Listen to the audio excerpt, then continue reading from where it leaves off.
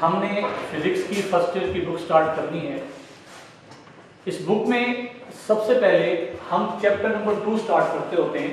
Chapter 1 जो कि हमारा मेजरमेंट्स का है, उस चैप्टर को आगे जाके हम डिस्कस करेंगे। फर्स्ट ऑफ ऑल हम अपने चैप्टर 2 से बात स्टार्ट करते हैं, जिस चैप्टर का नाम है वेक्टर एंड इक्विलिब्रियम। इस चैप्टर को पढ़ाने के लिए सबसे पहले हमें डिस्कस करना होता है फिजिकल क्वांटिटीज। फिजिकल क्वांटिटीज के बारे में जानना बहुत जरूरी है। वो इसलिए क्योंकि इस चैप्टर में जो हमने वेक्टर्स के अबाउट डिस्कस करना है, उनका डायरेक्ट रिलेशन फिजिकल क्वांटिटीज के साथ है। मुख्तलिफ बुक्स में फिजिकल क्वांटिटीज के हवाले से कॉन्सेप्ट मुख्तलिफ है। जैसे आम रूटीन में फिजिकल क्वांटिटीज के बारे में यह कहा जाता है, those quantities which can be measured accurately, ऐसी क्वांटिटीज जिनको हम एक्यूरेटली मेजर कर सकते हैं, पैमाइश कर सकते हैं, नाप सकते हैं, जान सकते हैं, वो तमाम मिकदारें जिनको हम एक्यूरेटली मेजर कर सकें, जिनकी पैमाइश हम एक्यूरेट फिगर्स में ला सकें, उनको हम नाम देते हैं फिजिकल क्वांटिटीज।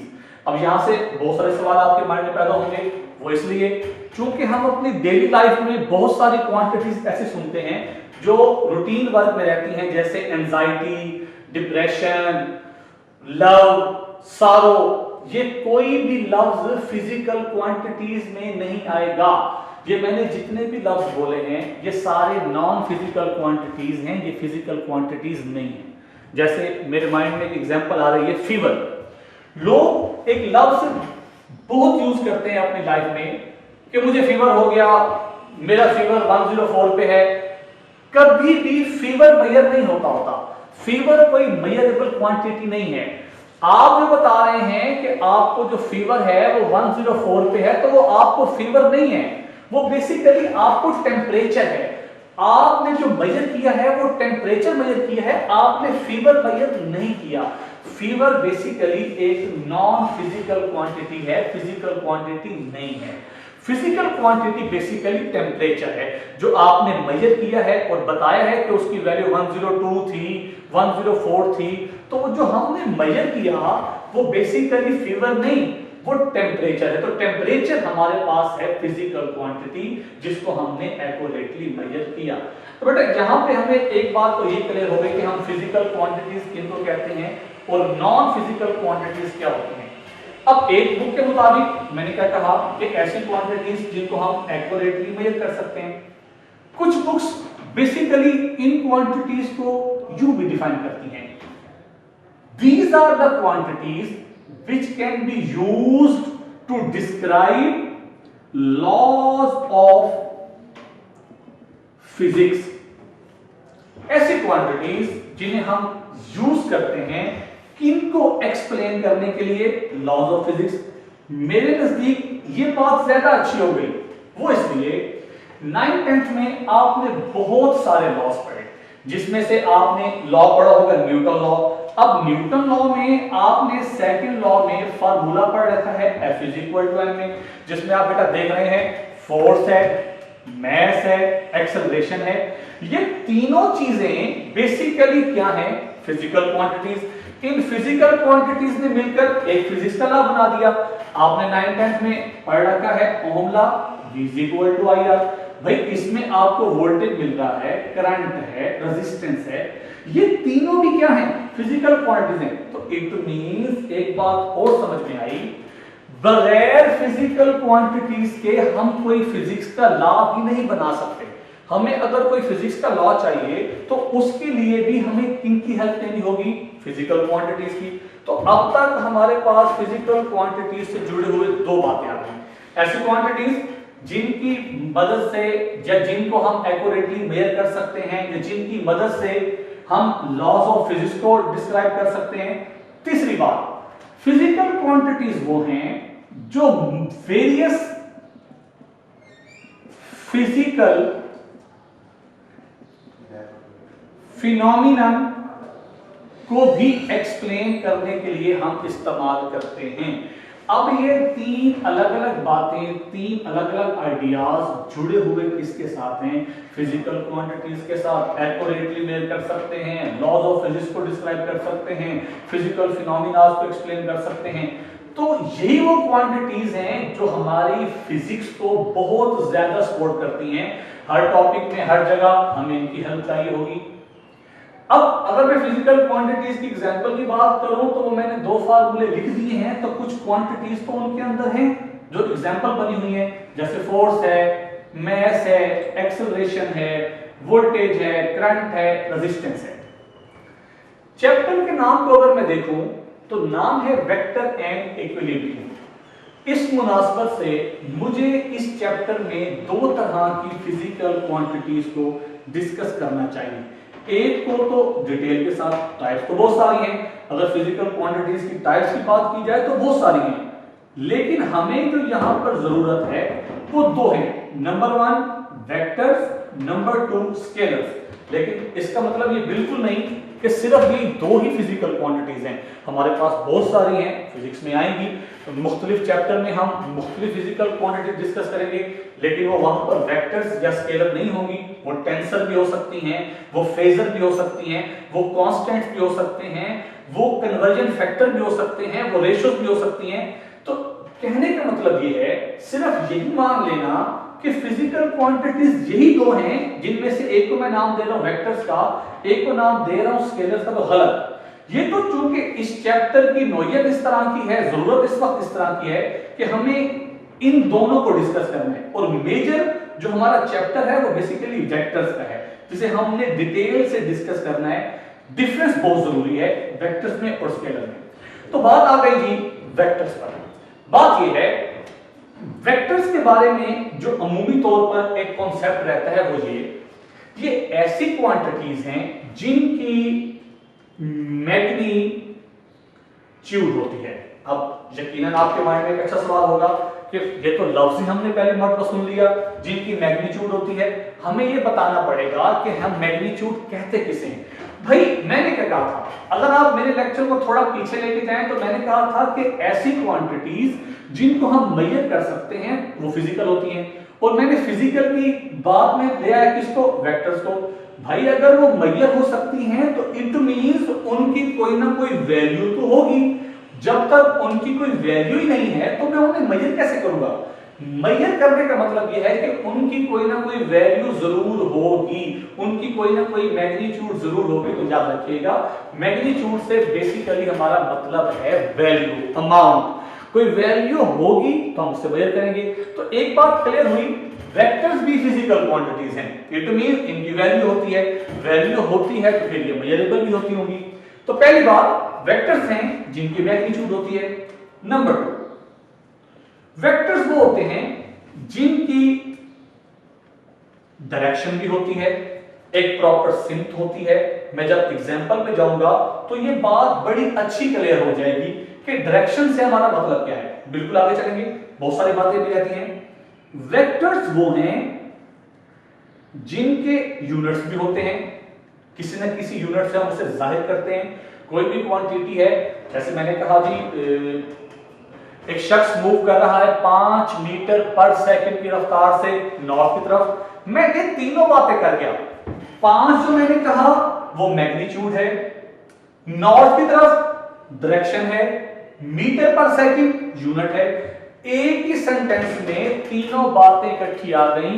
5 मीटर पर सेकंड की रफ्तार से एक शख्स मूव कर रहा है नॉर्थ की जानिब। 5 मैग्नीट्यूड, नॉर्थ डायरेक्शन, मीटर पर सेकंड उसका यूनिट हो गया। लेकिन बात यहीं पर खत्म नहीं होती, बात आगे चलेगी। वेक्टर्स में चौथी बात, वेक्टर्स में वेक्टर्स के ऊपर हम सिंपल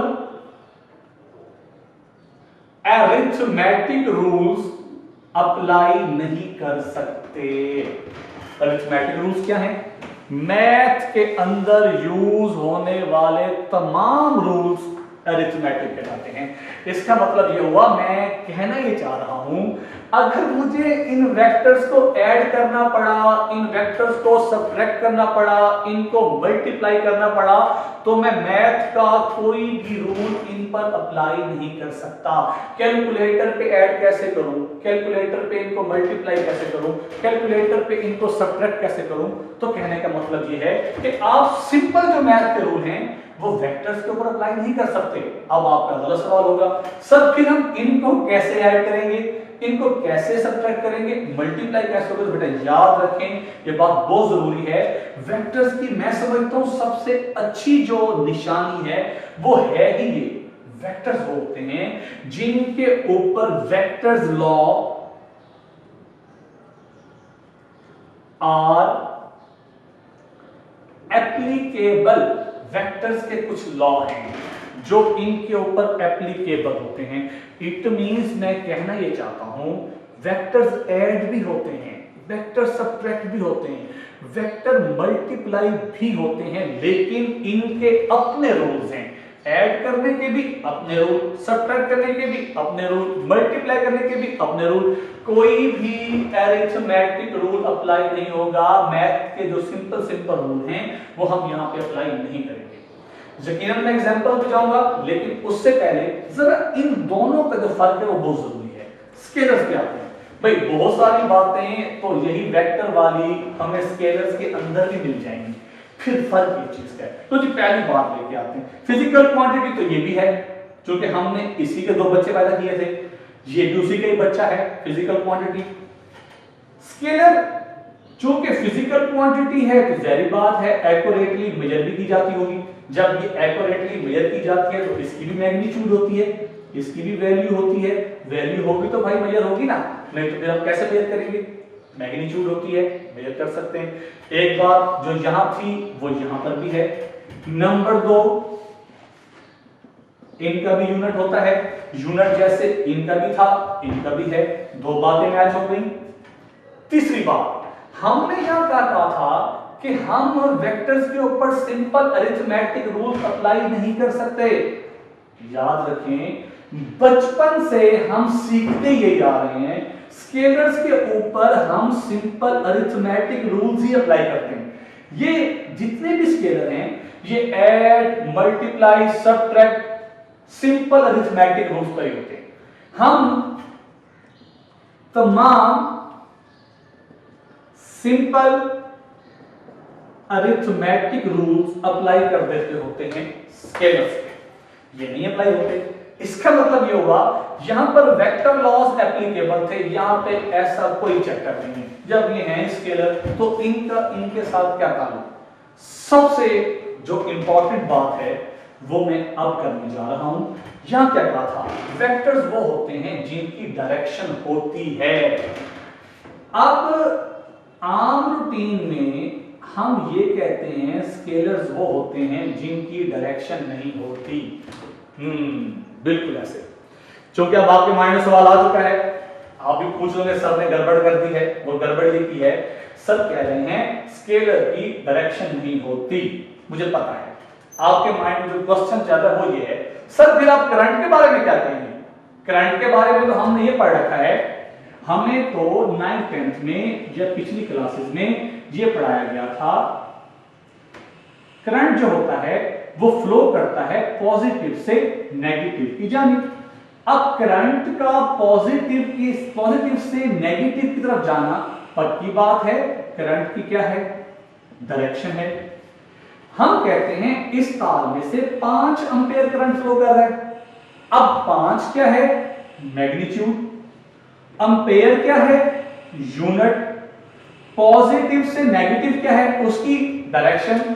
लेकिन सर हम इस करंट को वेक्टर कहेंगे या स्केलर कहेंगे। गुड क्वेश्चन, आपका सवाल बहुत अच्छा था कि अब करंट के जो मामला है जो ये फ्लो कर रहा है पॉजिटिव से नेगेटिव की जानिब, इसे हम इस फैमिली के अंदर रखें या इस फैमिली के अंदर रखें। बेटा बहुत जरूरी बात, इस मामले को यहां पर जरूर क्लियर करें। वो इसलिए कि जो करंट है ना ये बेसिकली टेंसर है। अब आप परेशान हैं कि ये नया लफ्ज सर ने क्या इंट्रोड्यूस करवा दिया, पहले वेक्टर बता दिया, फिर स्केलर बता दिया, अब बता रहे हैं कि टेंसर भी है। आप देखिए मैंने लेक्चर के शुरू में कहा था कि सिर्फ यही मान लेना कि फिजिकल क्वांटिटी की दो ही टाइप्स हैं, एक वेक्टर एक स्केलर, तो गलत है। टेंसर भी इसकी टाइप है, फेजर भी इसकी टाइप है, कांस्टेंट एंड रेशियो भी इसकी टाइप है, कन्वर्जन फैक्टर भी इसकी टाइप है। फिर ये टेंसर्स क्या है बेटा, याद रखें टेंसर्स भी फिजिकल क्वांटिटी हैं। ये वो होते हैं having different values in different direction. ये जो टेंसर है ना, ये ऐसी फिजिकल क्वांटिटीज हैं, इनकी डिफरेंट वैल्यूज डिफरेंट डायरेक्शन में हो सकती हैं। अब वैल्यूज भी आ गई, डायरेक्शन भी आ गई, फॉरन माइंड में आ गया, क्या देते हैं इसे वेक्टर। बेटा एक बात याद रखें, टेंसर के भी 3 रैंक हैं, tensor of 0 rank, tensor of rank 1, tensor of higher rank. याद रखिएगा जो 0 रैंक के टेंसर होते हैं वो बेसिकली स्केलर कहलाते हैं। 0 रैंक के टेंसर स्केलर के करीब करीब हैं, बहुत मिलते जुलते हैं। तो अगर आप डेप्थ में ना जाए ना, या मैं भी सिंपल फिजिक्स डिस्कस कर रहा हूं, मुझसे कोई पूछ लेता है सर करंट वेक्टर है या स्केलर, तो मैं स्केलर कहूंगा। वो इसलिए क्योंकि ये टेंसर के 0 रैंक पे है, और जो टेंसर का 0 रैंक है वो बिल्कुल क्लोज है किसके, स्केलर के। तो बेटा याद रखें, अब आपका सवाल वहीं पे है कि सर डायरेक्शन भी थी, मैग्नीट्यूड भी थी, यूनिट भी था, आप उसे स्केलर कह रहे हैं, आप उसे वेक्टर को। बेटा एक बात याद रखें, मैं उसे स्केलर इसलिए कह रहा हूं, एक बात मुझे व्हाइट बोर्ड पे ना बहुत मजबूर कर रही है, स्पेशली करंट को स्केलर कहने में। वो क्या बात है, मैंने यहां कहा था वेक्टर वो होते हैं जिनके ऊपर वेक्टर्स लॉ एप्लीकेबल होते हैं। बस इस बेचारे करंट के ऊपर ये लॉ एप्लीकेबल नहीं है, एक इस चीज को ये फॉलो नहीं करता, जिसकी वजह से करंट को हम मजबूर होके स्केलर कहते हैं। लेकिन जो रियलिटी में कॉन्सेप्ट है, बेसिकली करंट टेंसर है। तो इसका मतलब ये हुआ, जब हम स्केलर के हवाले से ये बात करते हैं कि इनकी डायरेक्शन नहीं होती, तो बहुत से स्केलर्स ऐसे भी हैं जिनकी डायरेक्शन हो भी सकती है। लेकिन हमारी एफएससी की बुक तक अगर हम बात करें तो स्केलर्स की डायरेक्शन नहीं होती, स्केलर की डायरेक्शन नहीं होती। टॉपिक आगे चलाएंगे, व्हाइट बोर्ड दिखाते हैं। बेटा यहां तक आपने नोट कर लिया होगा, बात को आगे चलाते हैं। लेकिन एक बात और भी डिस्कस कर लें, हमें इनकी जो है वो एग्जांपल भी चाहिए। एक तो एग्जांपल डिस्कस कर लेते हैं। जैसे बात करते हैं डिस्प्लेसमेंट की, 4 मीटर डिस्प्लेसमेंट था, 5 मीटर था, 10 मीटर तक, ये एरो लगा दिया, ये बता रहे हैं जो डिस्प्लेसमेंट तय किया गया है इसकी कोई ना कोई डायरेक्शन होगी। डिस्प्लेसमेंट वेक्टर अगर लिखता d = 4 मीटर, एरो नहीं लगाया, अब ये डिस्प्लेसमेंट नहीं है। अब याद रखिएगा ये बन चुका है डिस्टेंस, एरो लगा दिया, डिस्प्लेसमेंट नहीं लगाया, डिस्टेंस, दोनों आपस में भाई हैं, दोनों फासले को शो करते हैं। एक वो फासला है जिसकी डायरेक्शन है, एक वो फासला जिसकी डायरेक्शन नहीं है। जिस तरह ये दोनों भाई हैं, इस तरह 2 भाई और भी हैं। अगर मैं वेलोसिटी की बात करूं, जब मैं कह दूं भाई कोई बॉडी है मूव कर रहा है 3 मीटर पर सेकंड की रफ्तार से, एरो लगा दिया, वेक्टर है। एरो ना लगाऊं, लिख दूं जी 3 मीटर पर सेकंड, अब ये वेलोसिटी नहीं है, अब ये स्पीड है। जिस तरह डिस्प्लेसमेंट और डिस्टेंस आपस में भाई हैं, वेलोसिटी और स्पीड भी भाई हैं। इधर जब लिखे जाएगी चीजें वेक्टर के हवाले से तो बेटा डायरेक्शन देनी पड़ेगी, लेकिन जब इधर लिखेंगे तो डायरेक्शन नहीं देनी पड़ेगी, लेकिन चीजें वही मिलती जुलती हैं। व्हाइट पर बिठाते हैं।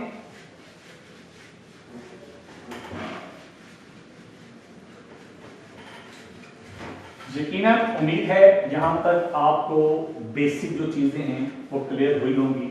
एक बड़ा फर्क आप लोगों ने सीखा होगा वेक्टर्स और स्केलर्स के दरमियान। अब आप इजीली डिफरेंशिएट भी कर सकते हैं।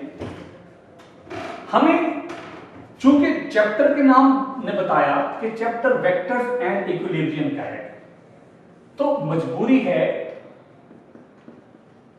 रिप्रेजेंटेशन ऑफ वेक्टर जब चैप्टर में नाम ही वेक्टर्स का है तो अब ये जांचना है कि हम वेक्टर को जाहिर कैसे करते हैं, वेक्टर को शो कैसे करते हैं, वेक्टर को रिप्रेजेंट कैसे करते हैं।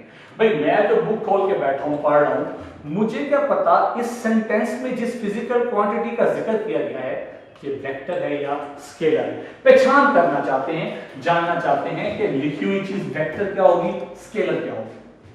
तो याद रखें वेक्टर को जाहिर करने के दो तरीके हैं, दो तरीकों से हम वेक्टर को रिप्रेजेंट कर सकते हैं। एक को हम नाम देते हैं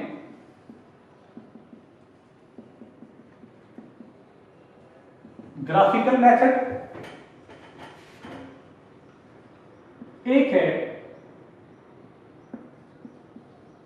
सिंबॉलिक और मैथमेटिकल मेथड। कहना ये चाहता हूं कि वेक्टर को जाहिर करने के दो तरीके हैं, सिंबॉलिकली या ग्राफिकली। सिंबॉलिकली को ही हम एक नाम देते हैं मैथमेटिकली, कि हम इसको मैथमेटिकली भी जाहिर कर सकते हैं, सिंबॉलिकली भी मैथमेटिकली भी जाहिर कर सकते हैं। तो इनको जरा अलग अलग डिस्कस कर लें। बेटा मैं एक टर्म लिखता हूं, A is equal to 4 units. ना मैंने इस इक्वेशन में यहां मेंशन किया है कि मैंने कौन सी फिजिकल क्वांटिटी लिखी। अगर मैं यहां पर उस फिजिकल क्वांटिटी को मेंशन करता तो फिर मजबूर था यहां उसका यूनिट भी देता। तो मैंने एक जनरल फार्मूला बनाया ताकि इसी में ना अपने सारे इश्यूज क्लियर किए जाए। यूनिट लिखा, इट मींस फिजिकल क्वांटिटी है, magnitude the, it means physical quantity है। अगर मैं इस टर्म पे गौर करूं तो मुझे कहीं पर भी डायरेक्शन दिखाई नहीं दे रही, कहीं नहीं है। तो सीधी बात है, मेरा माइंड जाएगा कि जो मैंने फिजिकल क्वांटिटी लिखी है अननोन, इस फार्मूले से साफ लग रहा है कि वो स्केलर है, चूंकि मैंने डायरेक्शन नहीं दी। तो यहां बेटा एक बात याद रखें, या तो ये स्केलर है या फिर ये किसी वेक्टर की सिर्फ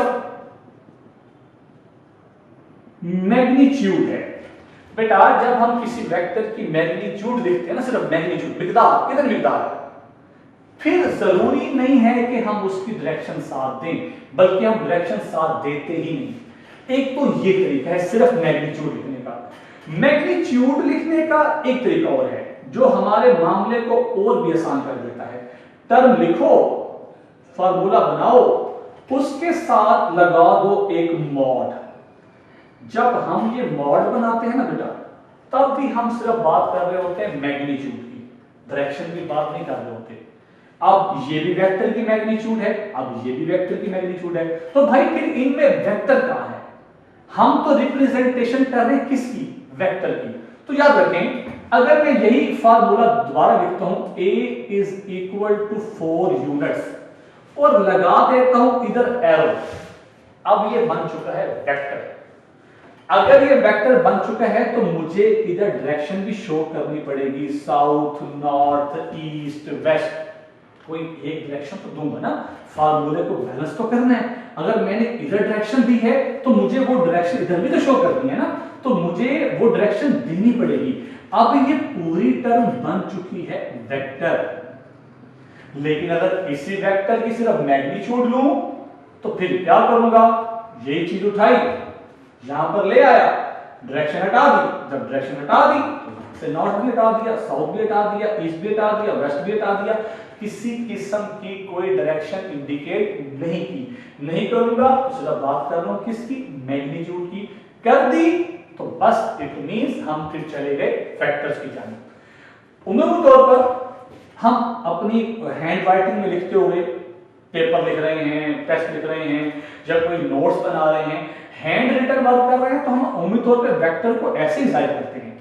लेकिन वेक्टर को जाहिर करने का तरीका और भी है। हमने ये एक लफ्ज लिखा ए और जनाब आपने देखा मैंने इसे कर दिया है बोल्ड, वाज़े। अगर हम किसी लफ्ज को बोल्ड कर देते हैं ना, वाज़े कर देते हैं, तो बेटा याद रखें फिर भी ये बन जाता है क्या, वेक्टर। बुक्स में जब वेक्टर को लिखा जाता है तो अमूमी तौर पर बोल्ड ही करते होते हैं। तो ये जो तरीका है ना, ये है सिंबॉलिक मेथड या मैथमेटिकल। ग्राफिकल मेथड में हम वेक्टर को जस्ट एक लाइन, स्ट्रेट लाइन और एरो से शो करते हैं। बेटे जो लाइन लगाई है ना, ये स्केल के मुताबिक लगाई जाती है। 4 मीटर का है, 5 मीटर का है, 6 सेंटीमीटर का है, 10 सेंटीमीटर का है। हम स्केल के मुताबिक लाइन चूज करते होते हैं। जो लाइन है ना पूरी की पूरी, इसकी लेंथ ये कहलाती है बेटे इसका मैग्नीट्यूड। जो एरो बनाया है ना, ये शो करती है उस वेक्टर की डायरेक्शन। सिंबॉलिकली हम वेक्टर को यूं जाहिर करना, ग्राफिकली हम वेक्टर को यूं जाहिर करते हैं। एक स्ट्रेट लाइन लगाई, उसके ऊपर एरो लगाया, लाइन स्केल के मुताबिक होगी। जितनी लेंथ का हमें वेक्टर दिया जाएगा हम उतनी लेंथ की लाइन ड्रॉ करेंगे। उसके बाद हम उसे देंगे प्रॉपर एक डायरेक्शन। तो हमने उसे ग्राफिकली इस्तेमाल किया।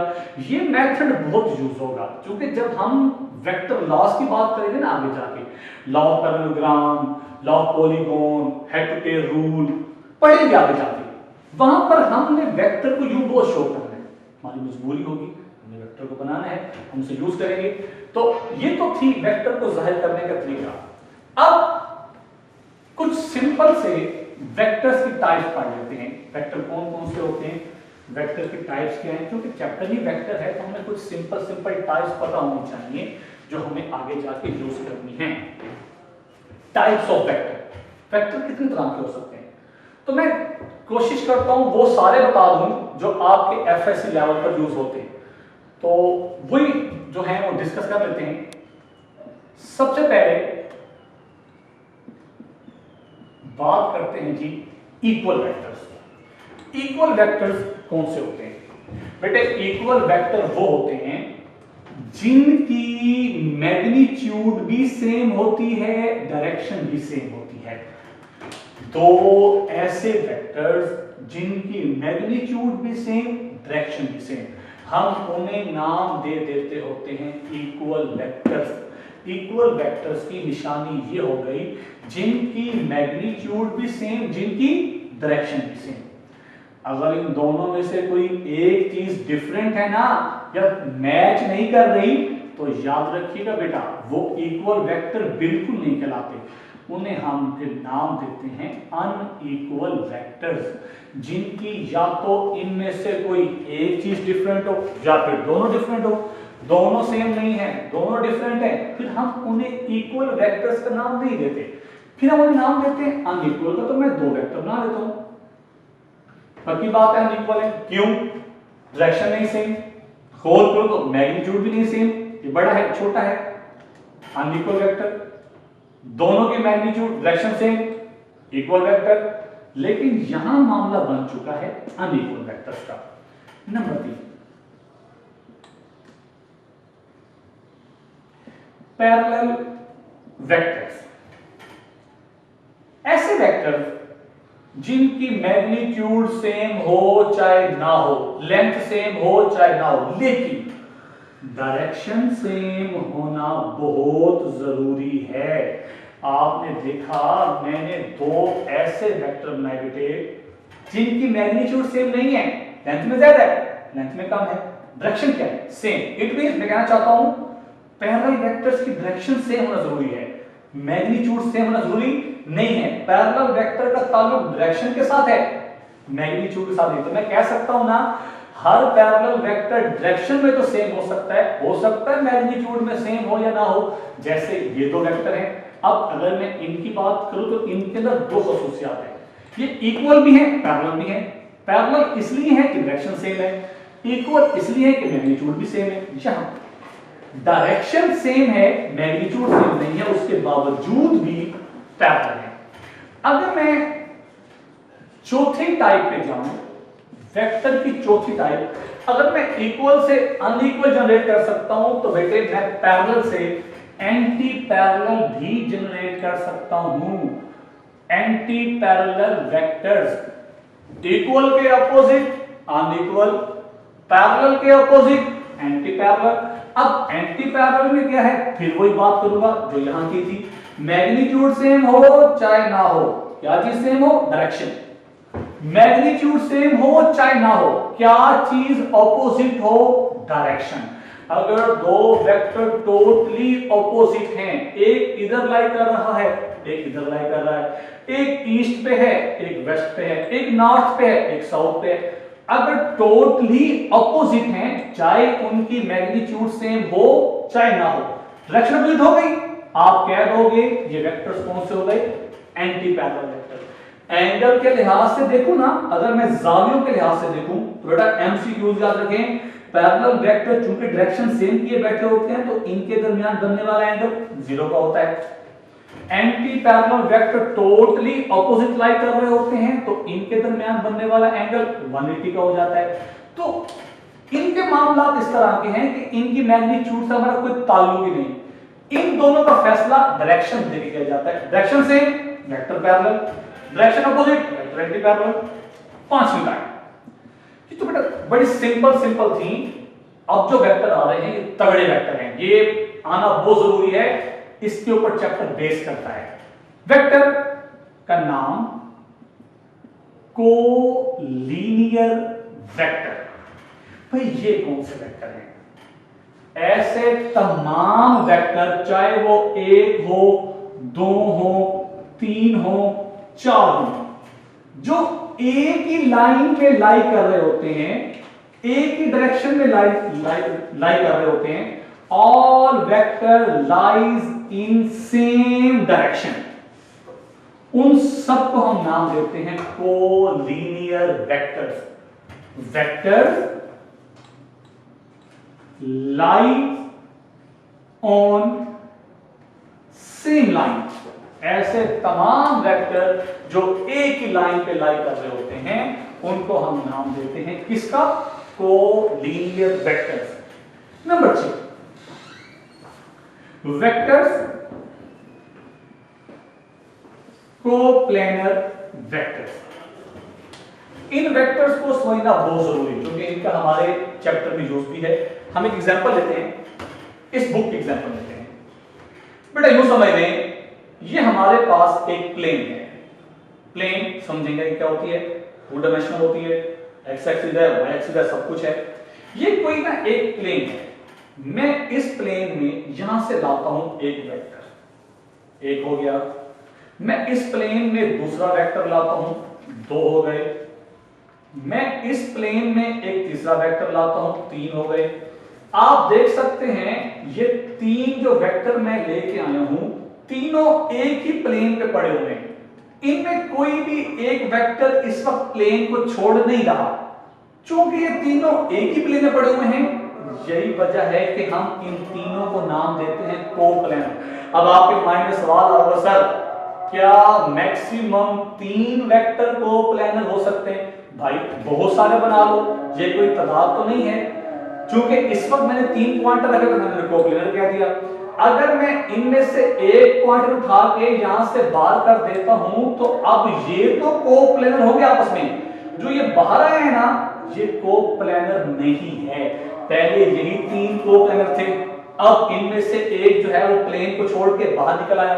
जब वो ये पीछे वाले प्लेन को छोड़ के बाहर निकला, अब वो वेक्टर कोप्लेनर नहीं रहा। तो इसका मतलब ये हुआ वो तमाम वेक्टर जो एक ही प्लेन में लाई करते हैं उन्हें हम नाम देते हैं coplanar vector. Vectors lies in common plane, वो तमाम वेक्टर जो एक ही प्लेन में लाई करते हैं, मसले खत्म, टेंशन दूर, हम उन्हें नाम देते हैं जी कोप्लेनर। 1 हो, 2 हो, 3 हो, जो भी है वो एक अलग मैटर है।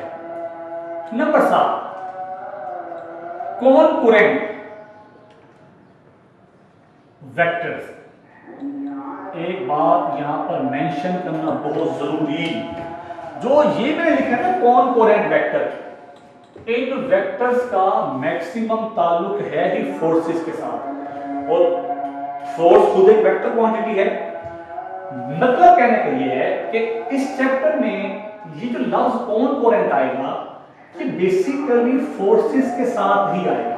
अब सवाल ये है ये कौन से वेक्टर होते हैं, कौन कोरेंट वेक्टर हम किसे कहते हैं? डायग्राम बनाते हैं, डायग्राम हमारा मसला हल कर देगी। मैंने ये एक पॉइंट बनाया, उस पॉइंट के ऊपर बनाई एक फोर्स F1 लाई कर रही है ईस्ट की जानिब, एक बनाई F2 चली गई वेस्ट पे चली गई, F3 नॉर्थ की तरफ कहीं है, F4 साउथ कहीं भी है। बेटा एक बात गौर से देखें आप, इस डायग्राम में एक बात साफ आती है, यार ये चारों जहां मर्जी जाएं लेकिन इनका ताल्लुक एक ही पॉइंट के साथ है। ऐसी तमाम फोर्सेस जो एक ही पॉइंट पे लाई कर रही होती हैं उन्हें हम नाम देते हैं कौन कोरेंट फोर्सेस, और ये जो वेक्टर्स होते हैं ये कौन कोरेंट वेक्टर्स कहलाते हैं। वो तमाम वेक्टर जो एक्ट करते हैं एक ही पॉइंट पे, vectors act on same point, एक ही पॉइंट पे एक्ट कर रहे हैं, एक ही पॉइंट पे। ये फोर्स भी इसी पॉइंट पे लगी हुई है, ये फोर्स भी इसी पॉइंट, सारे तमाम वेक्टर जो एक ही पॉइंट पे लगे होते हैं उन्हें हम नाम देते हैं कौन कोरेंट वेक्टर, लेकिन इनका ताल्लुक 90% फोर्सेस के साथ ही रहता है। हम आगे चलते हैं, हमारे पास जीरो और नल वेक्टर। यकीनन आपके माइंड में क्वेश्चन है कि सर अभी आपने कहा कि वेक्टर्स वो होते हैं जिनकी मैग्नीट्यूड भी होती है, डायरेक्शन भी, तो फिर इस वेक्टर की मैग्नीट्यूड जीरो है। यस, इस वेक्टर की मैग्नीट्यूड जीरो है। अब ये बिल्कुल कहना गलत है कि हम ये वेक्टर जीरो मैग्नीट्यूड का ही बनाते हैं, बिल्कुल नहीं। ये वेक्टर जीरो मैग्नीट्यूड का बनता है कैसे? बड़ी अच्छी example, a body moving with uniform velocity. इस टर्म हम अक्सर फिजिक्स में सुनते हैं, बॉडी यूनिफॉर्म वेलोसिटी से मूव करता हुआ जा रहा है। बुक्स लिखती हैं जब बॉडी यूनिफॉर्म वेलोसिटी से मूव करता है तो उसका एक्सेलरेशन हो जाता है जीरो। अब एक्सेलरेशन बेसिकली एक वेक्टर क्वांटिटी है और यूनिफॉर्म वेलोसिटी से मूव करती हुई बॉडी का जब एक्सेलरेशन जीरो हो जाता है तो बेसिकली एक वेक्टर जीरो हो गया। जब एक वेक्टर जीरो हो जाता है तो बेटा याद कर रखें वो फिर कहलाता है नल वेक्टर। कोई भी वेक्टर है, दुनिया के तमाम वेक्टर्स अगर अपने मैग्नीट्यूड कम करते करते करते करते जीरो हो जाएं वो नल वेक्टर बन जाते हैं। मैं एक एग्जांपल लेना चाहूंगा, अपनी वेट की बात करता हूं। मेरा वेट है 52 न्यूटन समथिंग कोई भी है। जमीन से मैं ऊपर की जानिब मूव करना शुरू हुआ, आहिस्ता आहिस्ता ग्रेविटी कम होती जा रही है, ग्रेविटी कम, वेट कम होते होते एक टाइम तो आएगा जब मेरा वेट फिर क्या हो जाएगा जीरो। जब मेरा वेट जीरो हो जाएगा तो चूंकि वेट भी वेक्टर क्वांटिटी है और जब वेक्टर क्वांटिटी जीरो हो जाती है तो फिर वो बन जाती है नल वेक्टर। अब जो क्वेश्चन आपके माइंड में है वो ये है कि सर मान लिया मैग्नीट्यूड जीरो हो गई, जीरो हो गई मैग्नीट्यूड, अब इस वेक्टर की डायरेक्शन कैसे फाइंड करें? नल वेक्टर का जहां पे जिक्र आता है तो डायरेक्शन के लिए हम जो टर्म यूज करते हैं वो है आर्बिट्रेरी। ये वेक्टर किसी भी डायरेक्शन में लाई कर सकता है, खुद मुख्तार है, कहीं पर भी किसी भी डायरेक्शन में एग्जिस्ट कर सकता है, कहीं पर भी लाई कर सकता है। कुछ लोग तो ये भी कहते हैं ये एक ऐसा वेक्टर बन जाता है जिसकी डायरेक्शन हम किसी भी रूल के तहत फाइंड नहीं कर सकते। मतलब ये कोई भी डायरेक्शन डालता है, ये आर्बिट्रेरी डायरेक्शन पर चला जाता है। मैं एक और वेक्टर डिस्कस करना चाहूंगा, यूनिट वेक्टर। जैसे नल वेक्टर की मैग्नीट्यूड जीरो थी तो उसी तरह इस वेक्टर की मैग्नीट्यूड 1 है, लेकिन हम इस वेक्टर को शो करते हैं हेड से, किसी भी हेड से शो कर देते हैं। ए लिखा हेड बना दिया, बी लिखा हेड बना दिया। जब हम किसी टर्म के ऊपर हेड बना देते हैं तो याद रखिएगा वो बन जाता है हमारे पास यूनिट वेक्टर। किस काम का है? बस यूं समझ लें कि ये वाहिद वेक्टर है जिसने जिम्मेदारी ली हुई है कि वो तमाम भटके हुई क्वांटिटीज को डायरेक्शन देगा। यूनिट वेक्टर बेसिकली डायरेक्शन ही प्रोवाइड करता है, डायरेक्शन देता है, एक सिंक दिखाता है जिसका काम सिर्फ वेक्टर्स को डायरेक्शन देना है। हम आगे जाके इन चीजों पर डिस्कस करेंगे, यूनिट वेक्टर पूरा टॉपिक आएगा हमारे पास, तो इंशाल्लाह नेक्स्ट लेक्चर में हम इसको आगे लेके चलेंगे। Best of luck. ओके।